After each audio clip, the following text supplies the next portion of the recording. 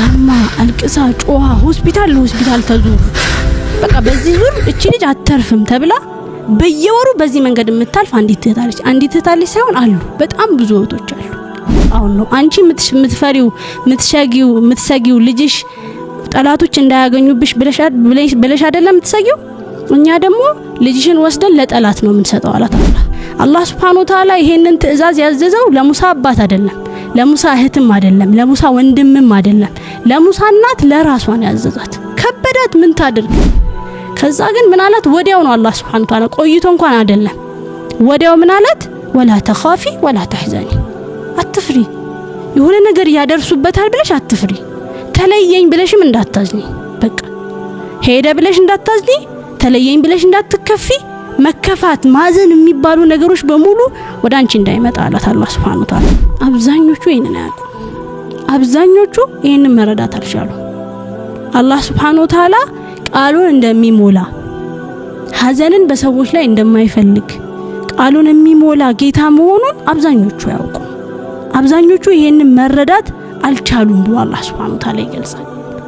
ለሙሳነት እኮ ቀላል ነገር አይደለም የሰጣት። ልጅሽን ነው ውሃ ውስጥ አዩዋል። እና የተከበራችሁ ተመልካቾቻችን የአላህ ሰላም እዝነቱና በረከቱ ባላችሁበት ይድረሳችሁ። ሰላሙላሂ አለይኩም ወራህመቱሁ ወበረካቱ። እንዴት ናችሁ? እንደምን ሰነበታችሁ? ዘውትር በየሳምንቱ የጌታችንን ቃል ምንዘክርበት መልእክቱን ምናስታውስበት የቁርአን መድረካችን የሆነው ማዕል ቁርአን ጀምሯል። ስለምትከታተሉን አብራችሁን ስለምትቆዩ እጅግ አድርገን እናመሰግናለን። ዛሬ ተንተን ሰፋ ባለ መልኩ የአላህ እዝነት ከሴቶች ጋር የሚለውን ነገር ቁርአን ላይ ከተጠቀሱ ሞዴል ከተደረጉ እንስቶች ጋር እያነሳን አብረን እንቆያለን። አብራችሁን እንድትቆዩ መልእክታችን ነው። አላህ Subhanahu Wa Ta'ala በቁርአን ላይ ምን ይላል? ወአውሐይና ኢላ ኡሚ ሙሳ አን አርዲዒህ፣ ወደ ሙሳ እናትም ልጅሽን አጥቢው ብለን አዘዝናት ይላል። እንደሚታወቀው ሙሳ አለይሂ ሰላም የተወለዱት ፍርዓውን ለዓነቱላሂ አለይህ ህዝብን ወይም ደግሞ በህልሙ አንድን ልጅ ያይና ንግስናውን የሚቀማው ሙልኩን የሚወስድበትን አንድ ልጅ ያይና ይመለከትና ለጥንቃቄ በሚል አንድ አመት የሚወለዱ ወንድ ልጆችን በሙሉ ሊገል በሚቀጥለው አመት የሚወለዱ ወንድ ልጆችን ደግሞ ሊተው ይወስናል ማለት ነው። በዚህ ሁኔታ ውስጥ በጣም የሚገርመውና አላህ Subhanahu Wa Ta'ala ሂክማውን ሊያሳየን ሲፈልግ ሙሳ አለይሂ ሰላም ፍርዓውን ወንድ ልጆችን በሚገሉበት አመት ይወለዳሉ እና አላህ ምን ይላል? ወአውሐይና ኢላ ኡሚ ሙሳ አን አርዲዒህ፣ ወደ ሙሳ እናትም አጥቢው ብለን አዘዝናት መልእክት ላክንላት ይላል አላህ Subhanahu Wa Ta'ala። ተንከባከቢው፣ የቻልሽውን ሁሉ አርጊለት፣ አጥቢው ተንከባከቢው ብለን አዘዝናት። ፈኢዛ ኺፍቲ ዐለይ፣ ከፈራሽለት ግን ከሰጋሽለት ፈአልቂህ ፊል የም፣ ውሃ ውስጥ አዩ ብለን አዘዝናት ይላል አላህ Subhanahu Wa Ta'ala። አንዲት እናት ከፈራች ከሰጋች ልጇን ወደ ራሷ ወደ ጉያዋ ታስጠጋዋለች እንጂ ውሃ ውስጥ ጥለዋለች በፍጹም አታደርገውም። አላህ Subhanahu Wa Ta'ala ግን ምን አላት? የሙሳን እናት አለይሃ ሰላም ልጅሽን ውሃ ውስጥ አይዋላት። ሌላ ቦታ ላይ ደግሞ ፈቅዚፊሂ ፊታቡት አንቅዚፊሂ ፊታቡት፣ ሳጥን ውስጥ ጨምሪው አላት መጀመሪያ ላይ። ኦኬ ሳጥን ውስጥ መጨመር ችግር የለውም ጨምሬ አወጣዋለሁ ብላ ነው የምታስበው። ከዛ በላይ በእናት ልብም የሚቻል አይደለም። ከዛ ያንን ሳጥን ወስደሽ ውሃ ውስጥ አይዋላት ማለት ነው። በዛም አላበቃም። ይሄ ውሃ ደግሞ ያخذه عدو لي وعدو له፣ የኔም የሱም ጠላት የሆነው ሰው ጋር ይወስደዋል። ሙሳ አለይሂ ሰላም የኔም የሱም ጠላት የሆነው ሰው ጋር ይሄ ውሃ ይወስደዋል አላህ ማለት ነው። ማን ነው ጠላት ብለን ስንጠይቅ ፍርዓውን ነው። አንቺ የምትፈሪው የምትሰጊው ልጅሽ ጠላቶች እንዳያገኙብሽ ብለሽ አይደለም የምትሰጊው። እኛ ደግሞ ልጅሽን ወስደን ለጠላት ነው የምንሰጠው አላት አላህ። ይሄ ለናት ልብ በጣም ከባድ ነው አይደለም? ለናት ልብ ለሌላ ኖርማል መንገድ ላይ ለምናገኘው ሰው ራሱ ናስኪ ይሄ ልጅ ውሃ ውስጥ አለው፣ ከዛ ደግሞ ይሄ ልጅ ሄዶ የሚገደልበት ቤት ይደርሳል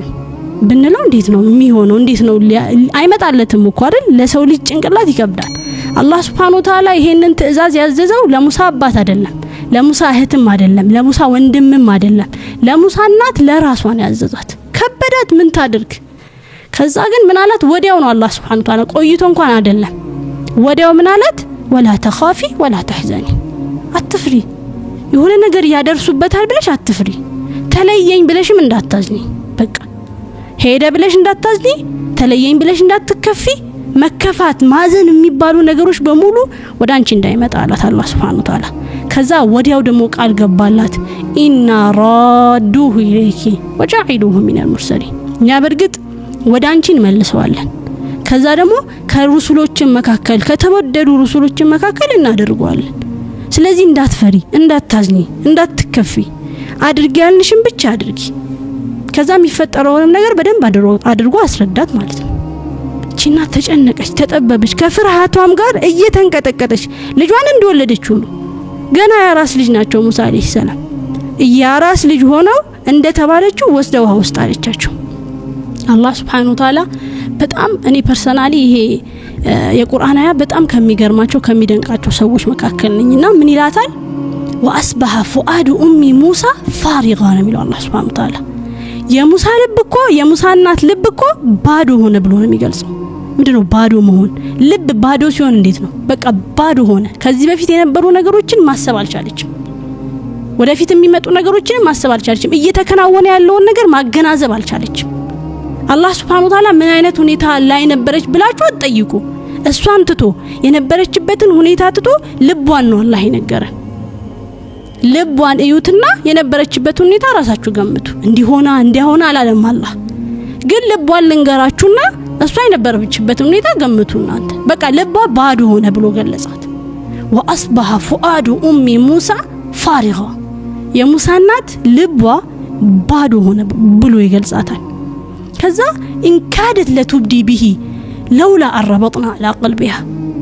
እኛ ልቧን ባንይዘው እኛ እንዳትሄድ ባንይዛት ኖሮ እሷማ ሄዳ የኔ ልጅ ነው ብላ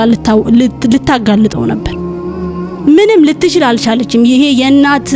በእናት አቅም የሚቻል ነገር አልነበረም ብሎ ይገልጻታል በእናት አቅም በእናት ጉልበት በእናት ልብ በእናት ጭንቀት ልጅን ውሃ ውስጥ መጣል የሚቻል ነገር አልነበረም ብሎ ይገልጻታል ሊተኩነ ሚነል ሙእሚኒን ከሙእሚኖች እንድትሆን እኛ ልቧን ባንይዘው ኖሮ እሷማ ሄዳ ልታጋልጠው ነበር ከዛ እህቱን የሙሳ አለይሂ ሰላም እህት እስቲ ይሄ ልጅ የት ነው የሚደርሰው እስቲ ለማንኛውም ተከታተዩ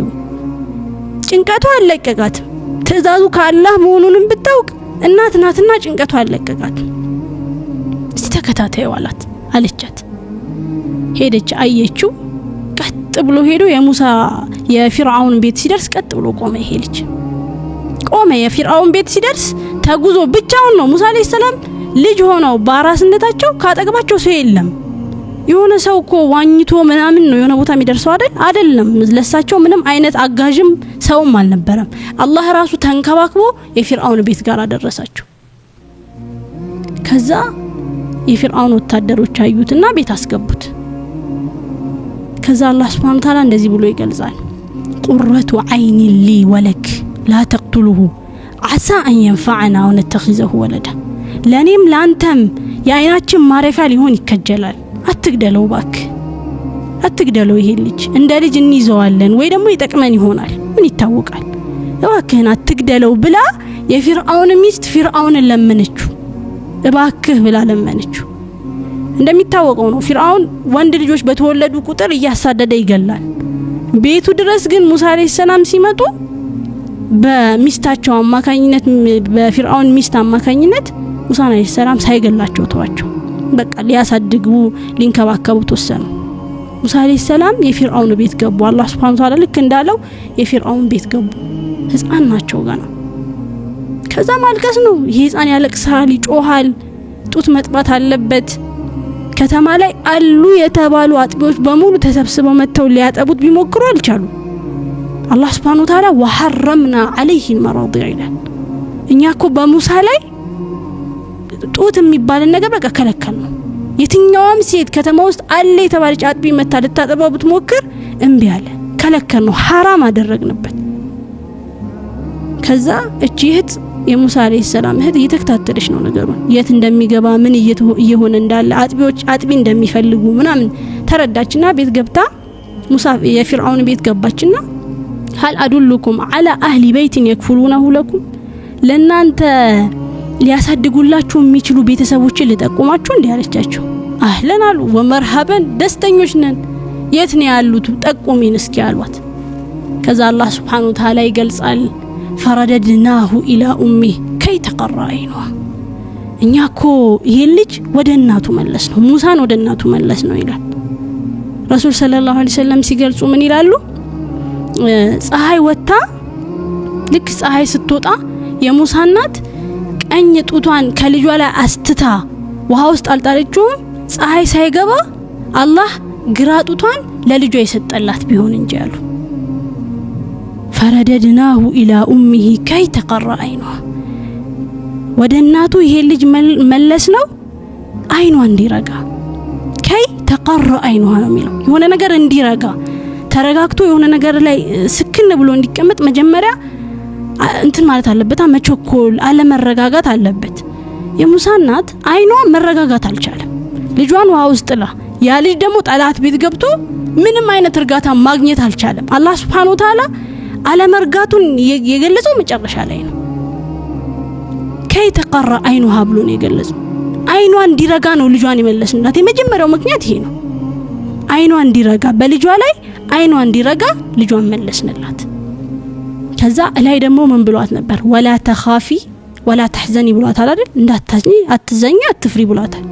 ደገመው አሁንም እንዳታዝን ብለን ልጇን መለስንላት አይኗ እንዲረጋ እንዳታዝን ብለን ልጇን መለስንላት ሐዘን እሷ ጋር እንዳይጠጋ ከተወሰነው ውሳኔ ከመጣው ነገር በላይ የሷን ሐዘን ነው አላህ Subhanahu Wa Ta'ala ያስቀደመው ለሷ ሐዘንን አለመፈለጉን የሆነ ነገር ወሰነ እንድታደርግ ፈለገ ግን ሐዘኗንም እንደማይፈልግ ሁለት ቦታ ነው የገለጸው ወላ ተኻፊ ወላ ተሕዘኒ ያለ ወረደና እንደገና ደግሞ ፈረደድናሁ ኢላ ኡሚሂ ከይ ተቀራ አይኑሃ ወላ ተሕዘን እንዳታዝ በሶስተኛ ደረጃ ደግሞ ምን አለ ወሊተዕለመ አነ ወዐደላሂ ሐቅ ያላህ የተስፋ ቃሉ እውነት መሆኑን ደግሞ እንድታውቅ ያአላህ የተስፋ ቃሉ እውነት መሆኑን እንድታውቅ እላይ ኢና ራዱሁ ኢለይኪ ብሏት የለ እኛ በርግጥ ወዳንቺ እንመልሰዋለን የሚያጠራጥር ነገር አይደለም እንመልሰዋለን ብሏታል አይደል ቃሉ እውነት መሆኑን እንድታውቅ ልጇን መለስንላት ይላል በመጨረሻም በጣም የሚገርም ቃልን ያስቀምጣል ወላኪን አክثرهم لا يعلمون ግን አብዛኞቹ ይሄንን አያውቁ አብዛኞቹ ይሄንን መረዳት አልቻሉ አላህ Subhanahu Wa Ta'ala ቃሉን እንደሚሞላ ሐዘንን በሰዎች ላይ እንደማይፈልግ ቃሉን የሚሞላ ጌታ መሆኑን አብዛኞቹ ያውቁ አብዛኞቹ ይሄንን መረዳት አልቻሉም ብሎ አላህ Subhanahu Wa Ta'ala ይገልጻል ለሙሳ እናት እኮ ቀላል ነገር አይደለም የሰጣት ልጅሽን ነው ውሃ ውስጥ አዩ ያላት አላህ ግን የሆነ እንትኑን ይሄ ቁርአኑን ፔጁን ሁላ ከፍተነው ስናየው ትሪት የሚያደርግበት መንገድ እናየዋለን በጣም ነበር ትሪት ሲያረጋት የነበረው ከናት ጋር እንደሚያወራ በጣም ያስታውቃል ሌላ ቦታ ላይ ከሆነ ሰው ጋር ምናምን እኛ የሆነ ነገር አስቀምጩ ነው ምንለው ዳዒህ ነው ምንለው አላህ ግን ዳዒህ አላላትም ልጅሽን አስቀምጩ ኋላ አላላትም ፈአልቂህ ነው ያላት አስቀምጩ ቢሆን ልጁ ይሰጥማል ፈአልቂህ ሲሆን ግን ልጁ ይጓዛል እሱን ሁሉ ተጠንቅቋል አላህ Subhanahu Wa Ta'ala በቃ ልጅሽ እንደማይሰጥም እንደዚህ እንመልስልሻለን እንደዚህ እናደርጋለን አብራርቶን የነገራት ጭንቀቷን ህመሟን ለልጇ ያላትን ስትታዘዝ የምትሆንበት ሁኔታ ከማንም በላይ አላህ ያውቃል ከዛ መጨረሻ ላይ ወላኪን አክثرهم لا يعلمون አብዛኞቹ ግን ይሄንን አያውቁም አላህ ቃሉን እንደሚሞላ አያውቁም ቃሉን የሚሞላ ጌታ መሆኑን አያውቁም በእርግጠኝነት ይሄንን ከሚመለከቱ አሁን እየተከታተሉን ካሉ እህቶች ውስጥ አንዲት እህት አለች በሳምንት በወር ውስጥ ለአንድ ሳምንት በኃይል ጊዜያቶች ውስጥ ታማ አልቅሳ ጮሃ ሆስፒታል ተዙሩ በቃ በዚህ ዙር እቺ ልጅ አተርፍም ተብላ በየወሩ በዚህ መንገድ የምታልፍ አንዲት እህት አለች ሳይሆን አሉ በጣም ብዙ እህቶች አሉ በዚህ መንገድ ውስጥ በየወሩ የሚያልፉ አንተርፍም ይሄኛው በዚህኛው ዙር የኃይል ህመማችንማ በቃ መትረፊያ የለንም ብለው አስበው በየወሩ ይሄን ስሜት የሚያስተናግዱ እህቶች አሉ ምናልባት ዶክተሩ ህመሟን ነው አይነቱን ምናምን ያውቀው ይሆናል ፔኑን ግን ከአላህ Subhanahu Wa Ta'ala ውጪ የሚያውቀው ማን ስቃዩን በየወሩ የምታስተናግደውን ይሄን ስሜት የሚረዳው ካላህ ውጪ ማን ነው? ሌላኛው ደግሞ አለች ስራ ትወጣለች ትሰራለች ስራ የመስራት የመውጣት እንትን የለም ችግር የለባትም ግን ህመም አለ በየወሩ በእነዚህ ቀናት ውስጥ የምታልፍበት መንገድ ህመም ፔን አለው የሚያያት ሰው መንገደኛውም የትም ስራም ትምህርት ቤትም ሊሆን ይችላል የሚረዳት ሰው የለም በቃ ኖርማል ነው ብሎ ነው ያልፈው አላህ ግን ስራ ብትወጣም ስራ ቦታ ብትሆንም ትምህርት ቤት ብትሆንም ቢሆኑ ከሰዎች ጋር ተቀላቅላም ቢሆን እያለፈችበት ያለውን መንገድ ግን አላህ ያውቀዋል ድንገት እኮ ቤት ስንገባ ምንም አትሆንም የምትባል እህት ራሱ ድንገት ቤት ስንገባ ያለ ምንም ምክንያት እያለቀሰች እናገኛት ይሆናል አይደል ምክንያት የላትም በቃ ዝም ብላ በእነዚህ ቀናቶች ውስጥ ታለቅሳለች ከዚህ በፊት የማያናዷት ነገሮች አሁን በእነዚህ ቀናት ያናዷት ይሆናል ይሄ ቃል ለምን ከዚህ ጋር ተነሳ ወይ ለምን እዚህ ጋር ተቀመጠ ብላ ልትናደድ ትችላለች ይሄንን ፈልጋው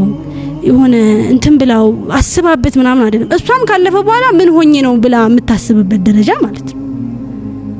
አላህ Subhanahu Wa Ta'ala ግን ለኛ ለሴቶች በእነዚህ ቀናቶች ውስጥ ትልቁን የሚባለውን ኢባዳ ወደሱ ጋር ስንጠጋ አላህ Subhanahu Wa Ta'ala መጀመሪያ የሰው ልጅ ሲነሳ ሲቀሰቀስ የሚጠይቀው ጥያቄ ምንድነው ሰላት ነው አይደል ሰላትን እንኳን በእነዚህ ቀናቶች ውስጥ እረፍት አድርጉ ብሏል እረፉ በቃ ማንም እኮ አይረዳውም አይደል አላህ ግን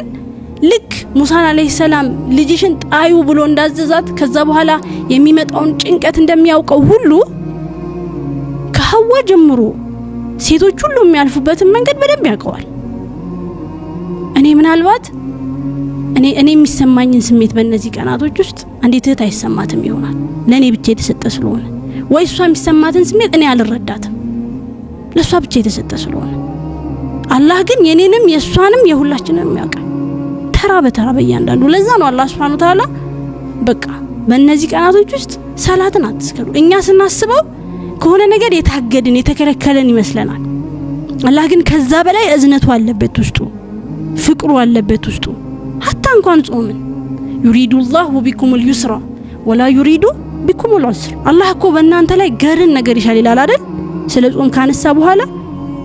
ስለ ጾም ካነሳ ብዙ እንትን ካለ በኋላ يريد الله بكم اليسر አላህ በእናንተ ላይ ገርን ነገር ይሻል ጾም ሲመጣ በእናንተ ላይ ጭንቀትን ይዞባችሁ እንዲመጣ አይፈልግም በጾም ወቅት አንዲት ሴት ልትፈተንበት የምትችለው ነገር ሀይድ ነው በኖርማል አስተሳሰብ ስናስበው ከጾም መከልከል 7 ቀን ሙሉ ወይም ከዛ በላይ ከጾም መከልከል እንደ አንድ ፈተና ነው የምናየው ግን አላህ ከዛ በላይ ነው ከዛ አላህ Subhanahu Wa Ta'ala ለኛ ከዛ በላይ ነው ምግብ ያስፈልጋታል መጠጥ ያስፈልጋታል መብላት ራሷን መጠገን አለባት በእነዚህ ጊዜያቶች ውስጥ አይደል አላህ ከኛ በላይ ነው ይሄን ነገር የሚያውቀው ስለዚህ በእነዚህ ቀናቶች ውስጥ እንዳትጾሙ አለመጾማችሁም ደግሞ ወንጀልን አያስገኝላችሁ ወንጀልን አያስቀምጥባችሁ በቃ ቀዳ ታወጡታላችሁ በእነዚህ ቀናቶች ውስጥ አላህ